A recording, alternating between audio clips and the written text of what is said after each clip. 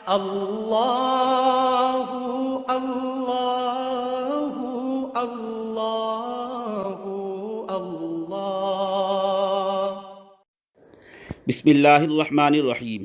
اصلاحی مجلس نمبر 22، قدرتی وباؤں اور بری موت سے بچنے کا طریقہ حدیث پاک کی روشنی میں۔ کرونا وائرس کی وجہ سے اس وقت ساری دنیا پریشان ہے۔ یہ ایک ایسی قدرتی وبا ہے جس نے پوری دنیا کے نظام کو معطل کر رکھا ہے۔ ماہر ڈاکٹروں کی تحقیق و تجزیے کے مطابق اس وبائی مرض سے صحت حاصل ہونے کا قابل اطمینان اور یقینی علاج ان کے پاس نہیں ہے۔ اس وبا کی شدت کا عالم یہ ہوتا ہے کہ اس مرض میں مبتلا شخص کی موت نہایت بے چینی کے ساتھ تڑپ تڑپ کر ہوتی ہے۔ گھر کے افراد اور قریبی رشتہ دار بھی مریض کے قریب آنے اور تیمارداری سے بھی گھبراتے اور پرہیز کرتے ہیں، محض اس وجہ سے کہ اس کے جراثیم کے منتقل ہو جانے سے کہیں ہم بھی خود اس مرض میں مبتلا نہ ہو جائیں۔ اسپتال کی گاڑی ایسے مریض کو ایسی حالت میں لاد کے لے جاتی ہے کہ وہ تڑپتی اور ترستی نگاہوں سے اپنے گھر کے در و دیوار اور بیوی بچوں کو دیکھتا اور سمجھتا ہے کہ شاید اس گھر میں اب میری واپسی نہ ہو سکے گی۔ بعض مریضوں نے آخری وقت میں ڈاکٹروں سے فرمائش کی کہ گھر والوں اور بیوی بچوں کا آخری دیدار کرا دو، تو بعض موقعوں میں بیوی بچوں نے بھی قریب آنے اور صورت دکھلانے سے انکار کر دیا۔ بعض گھروں میں چھوٹا بیٹا یا بیٹی جو اس مرض کا شکار ہوئی تڑپتی اور چیختی چلاتی رہی، لیکن ماں باپ اس ڈر سے اس کے قریب نہ آ سکے تھے کہ کہیں یہ مرض ان کو بھی لاحق نہ ہو جائے۔ ایسا مریض موت کے وقت اپنے گھر والوں کو دیکھنے اور وصیت کرنے سے بھی لاچار اور مجبور ہوتا ہے۔ موت کے بعد اس کی لاش کو پلاسٹک کے خول میں بند کر کے ورثہ کے حوالے کر دیا جاتا ہے، جس کو کھولنے کی اجازت نہیں ہوتی۔ اس صورتحال کے پیش نظر آج ہم آپ کی خدمت میں احادیث مبارکہ کی روشنی میں عرض کرنا چاہتے ہیں کہ ایسے وبائی امراض اور ایسی ذلت کی موت سے بچنے کے لیے رسول پاک صلی اللہ علیہ وسلم نے اپنی امت کو کچھ اعمال اور کچھ دعائیں بتلائی ہیں۔ یقینی بات ہے کہ رسول اللہ صلی اللہ علیہ وسلم کی بتائی ہوئی باتوں پر جو بھی عمل کرے گا وہ ان بلاؤں اور مصیبتوں اور بری موت سے انشاءاللہ ضرور محفوظ رہے گا۔ ڈاکٹروں کی تجویز اور ان کا علاج خطا کر سکتا ہے، لیکن نبی کریم صلی اللہ علیہ وسلم کی فرمائی ہوئی بات غلط نہیں ہو سکتی، بشرطے کہ نبی کی ہدایت پر ہمارا عمل پورے طور پر شریعت اور سنت کے مطابق ہو۔ اب اس سلسلے میں چند حدیثیں ملاحظہ فرمائیے جن میں رسول اللہ صلی اللہ علیہ وسلم نے بلاؤں اور مصیبتوں سے حفاظت نیز بری موت سے بچنے کا طریقہ ارشاد فرمایا ہے۔ بلاؤں اور بری موت سے بچنے کے متعلق رسول اللہ صلی اللہ علیہ وسلم کی چند ہدایتیں۔ نمبر 1، ترمذی شریف پہ حضرت انس رضی اللہ تعالیٰ عنہ کی روایت ہے، رسول اللہ صلی اللہ علیہ وسلم نے ارشاد فرمایا، ان الصدقۃ لتطفئ غضب الرب وتدفع میتۃ السوء، رواہ الترمذی، حدیث نمبر 658۔ بلا شبہ صدقہ حق تعالیٰ کے غصے اور ناراضگی کو دور کرتا ہے اور موت کے وقت کی بری حالت یعنی بری موت سے بچاتا ہے۔ فائدہ، اس حدیث سے صدقے کے دو فائدے معلوم ہوئے۔ ایک تو یہ کہ صدقے سے حق تعالیٰ کا غصہ اور ناراضگی دور ہوتی ہے، اور مصیبتوں، بلاؤں، کرونا وائرس جیسی وباؤں کا نزول بھی حق تعالیٰ کی ناراضگی اور غصے سے ہوتا ہے۔ صدقے کی برکت سے جب حق تعالیٰ کی ناراضگی دور ہوگی تو یہ وبا بھی انشاءاللہ ختم ہو جائے گی۔ صدقے کا دوسرا فائدہ یہ بتلایا گیا کہ صدقہ آدمی کو بری موت سے بچاتا ہے۔ فائدہ، میتۃ السوء یعنی بری حالت میں موت ہونے کی علامہ مناوی رحمۃ اللہ علیہ نے کئی صورتیں لکھی ہیں۔ مثلا کسی سخت بیماری، وبا یا حادثے میں موت ہو جانا، مثلا آگ میں جل کر موت ہو جانا، کہ یہ بھی بری موت ہے۔ اور کبھی بری موت ایسی ہوتی ہے کہ کسی بدعت یا کسی گناہ کبیرہ میں ابتلا یا دین کی کسی بات میں شک ہونے کی حالت میں اس کی موت آ جائے، یہ بھی بری موت ہے۔ صدقے کی برکت سے دونوں طرح کی بری موت سے اللہ تعالیٰ حفاظت فرماتا ہے۔ فیض القدیر صفحہ 311 جلد نمبر 4۔ حدیث نمبر 2، ایک حدیث پاک میں آپ نے ارشاد فرمایا، الصدقۃ تطفئ الخطیئۃ کما یطفئ الماء النار، رواہ الترمذی، حدیث نمبر 2616۔ یعنی صدقہ خطاؤں کو ایسے مٹا دیتا ہے جیسا کہ پانی آگ کو بجھا دیتا ہے۔ حدیث نمبر 3، ایک روایت میں آپ نے ارشاد فرمایا، بادروا بالصدقۃ فإن البلاء لا يتخطاها، رواہ رزین، مشکاۃ شریف صفحہ نمبر 167۔ یعنی صدقہ کرنے میں جلدی کرو کیونکہ بلائیں اور مصیبتیں صدقے سے آگے نہیں بڑھتی بلکہ صدقے کے سامنے آ کر رک جاتی ہیں۔ اس سے معلوم ہوا کہ صدقے کی خاصیت یہ ہے کہ اس سے گناہوں کا اثر مٹ جاتا ہے۔ صدقہ کرنے میں جلدی کرنا چاہیے، اس کی برکت سے بلائیں مصیبتیں ختم ہو جاتی ہیں۔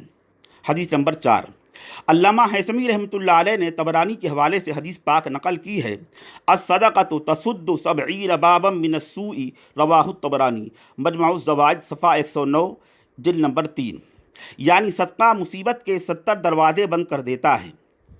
نمبر 5، علامہ سیوطی رحمۃ اللہ علیہ نے الجامع الصغیر میں حدیث پاک نقل کی ہے، الصدقۃ تمنع 70 نوعا من انواع البلاء اہونها الجذام والبرص، الجامع الصغیر حدیث نمبر 5144، یعنی صدقہ 70 قسم کی بلاؤں کو روک دیتا ہے، جس میں کم درجے کی چیز جذام اور برص کی وبا ہے کہ صدقے سے وہ بھی رک جاتی ہے۔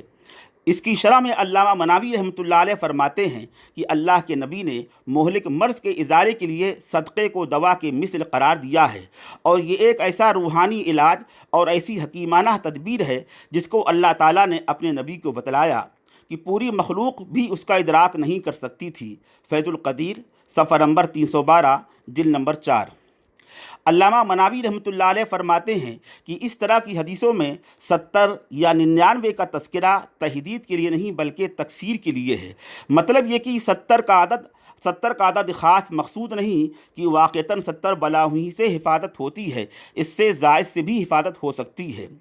حدیث پاک میں جو کلام کیا گیا ہے وہ محاورے کے اعتبار سے ہے، جیسا کہ آپ کسی کا 5-10 منٹ سے انتظار کر رہے ہوں، پھر آپ کہتے ہیں کہ اتنی تاخیر کر دی، گھنٹہ بھر سے انتظار کر رہا ہوں۔ یہ گھنٹہ بھر کا لفظ ہمارے محاورے میں ایسے موقع پر تحدید کے لیے نہیں بلکہ تکثیر یعنی زیادتی کو بیان کرنے کے لیے ہوتا ہے۔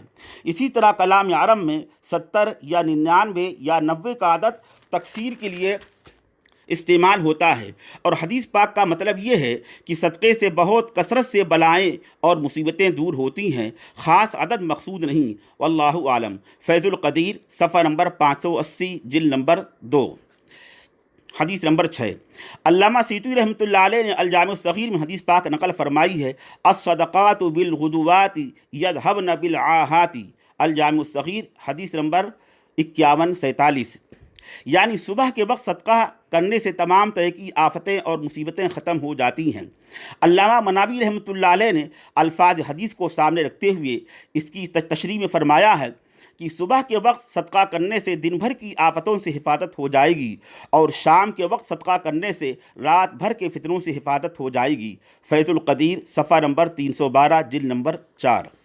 حدیث نمبر 7، اسی مضمون کی ایک حدیث پاک علامہ حیثمی رحمۃ اللہ علیہ نے مجمع الزوائد میں نقل کی ہے کہ رسول اللہ صلی اللہ علیہ وسلم نے ارشاد فرمایا، باکروا بالصدقۃ فإن البلاء لا يتخطاها، رواہ الطبرانی، مجمع الزوائد صفحہ 110 جلد نمبر 3، یعنی صبح کے وقت صدقہ کر دیا کرو کیونکہ بلا اس سے آگے نہیں بڑھتی، یعنی صبح صدقہ کر دینے سے آنے والی بلا اور مصیبت بھی ٹل جاتی ہے۔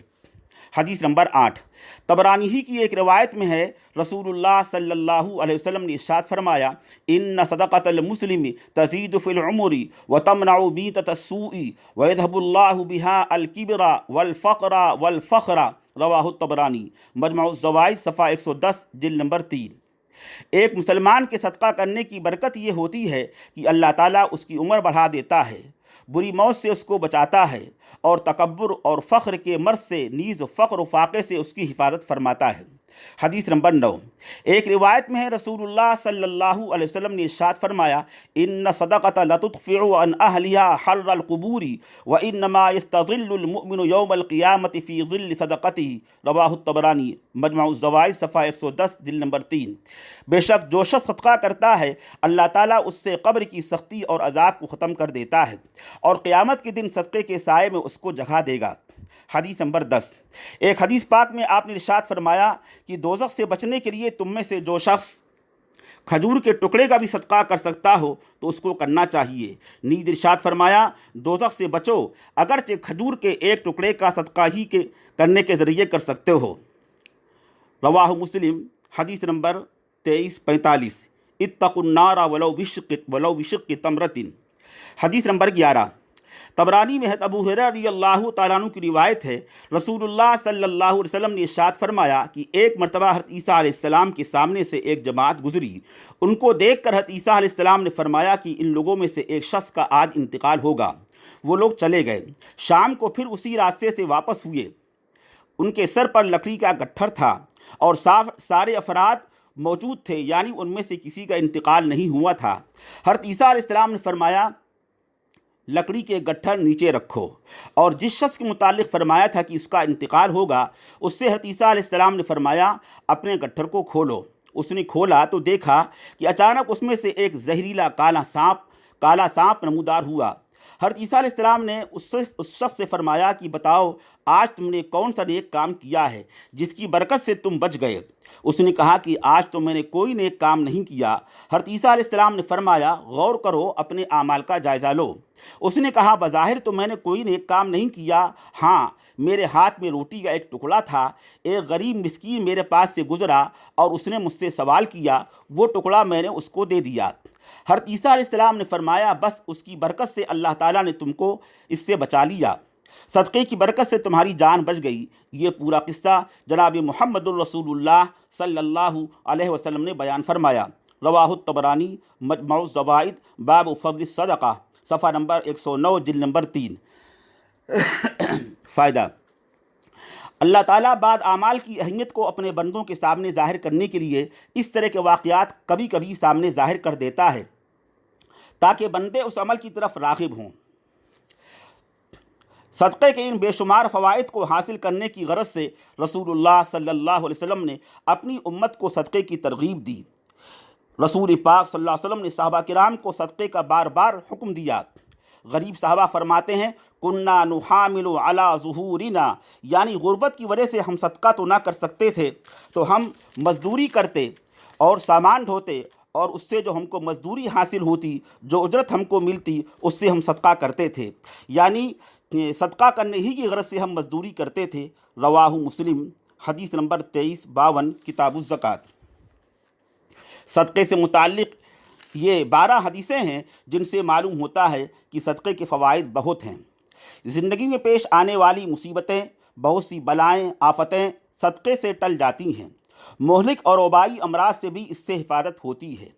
मूज़ी जानवर, सांप वगैरह के डसने से भी इससे हिफाजत होती है। सदका बुरी मौत से आदमी को बचाता है। सदक़े की बरकत से अज़ाब क़ब्र से भी हिफाजत होती है। सदक़े की वजह से मैदान हश्र में साया नसीब होगा। सदक़े की वजह से दोज़ख से हिफाजत होगी। इसके अलावा भी बहुत से फ़वाइद सदक़े के अंदर पाए जाते हैं। आज के सख्त तरीन हालात में, जबकि कोरोना वायरस की वबा से सारी दुनिया परेशान है और इससे हिफाजत की तमाम तरह की तदबीरें इख्तियार की जा रही हैं, एक तदबीर जनाब मुहम्मदुर रसूलुल्लाह सल्लल्लाहु अलैहि वसल्लम ने भी अपनी उम्मत को बतलाई है कि जो सदका करेगा अल्लाह ताला उसको मुख्तलिफ़ किस्म की मुसीबतों, बलाओं और वबाओं से महफूज रखेगा और बुरी मौत से उसको बचाएगा। एक अदना उम्मती होने की हैसियत से हम सब की ज़िम्मेदारी है कि दीगर तमाम एहतियाती तदाबीर के साथ रसूलुल्लाह सल्लल्लाहु अलैहि वसल्लम की बताई हुई इस हिदायत पर भी अमल करें, तो इंशाअल्लाह इसकी बरकत से हम इस वबाई बर्स और बुरी मौत से महफूज रहेंगे। फ़ायदा, सदक़े का सबसे बेहतर तरीक़ा ये है कि बिल्कुल खामोशी से दिया जाए। किसी को इसका पता भी न चले कि किसने दिया, कितना दिया। नाम व नमूद और शोहरत का जज्बा बिल्कुल न होना चाहिए। नीज़ ये सदक़ा नाफिला ऐसा सदक़ा है जो मुस्लिम, गैर मुस्लिम, बल्कि ज़रूरतमंद, मालदार, साहिब निसाब और सादात को भी दिया जा सकता है। इसलिए ज़रूरत और हाजत को पेश नज़र रखते हुए मज़हब और मिल्लत की तफ़रीक़ के बग़ैर मुस्लिम और गैर मुस्लिम सबको देना चाहिए। और सदक़े के तमाम बरक़ात व फ़वाइद जिस तरह मुसलमानों को देने से हासिल होते हैं, गैर मुस्लिम ज़रूरतमंदों को देने से भी वो फ़वाइद हासिल होंगे। अलगरज़, वबाई मर्ज़ से बचने के लिए रसूलुल्लाह सल्लल्लाहु अलैहि वसल्लम ने उम्मत को सदक़े का ये एक अमल दिया है जिसकी जितनी हैसियत और इस्तिताअत हो, कमी और ज़्यादती की परवाह किए बग़ैर जिससे जितना हो सके सदक़े का अहतमाम करना चाहिए। इसके अलावा सख्त तरीन हालात में मुसीबतों और बलाओं और मोहलिक अमराज से हिफाजत के लिए रसूलुल्लाह सल्लल्लाहु अलैहि वसल्लम ने अपनी उम्मत को कुछ अस्कार और दुआएं भी बतलाई हैं।